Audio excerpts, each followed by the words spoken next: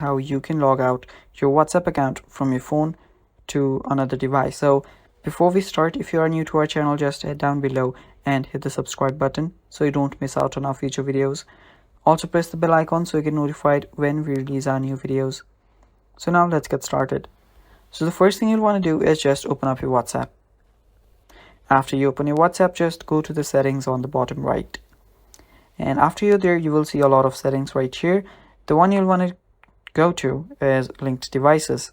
So tap on linked devices, and here you will see a different options, different devices where you've linked your WhatsApp. So here you can even link to new devices. Just tap on link device and you'll just have to scan the QR and you're good to go. But what we'll do here is just see the linked devices section, and here you can see I have just logged into Windows. So I'll just go there, tap on log out and just confirm the log out, and I'll just log out my WhatsApp account from my phone to the device. So yeah, that is basically it, guys. That's really simple. Thank you for watching. Stay tuned for more, and bye bye.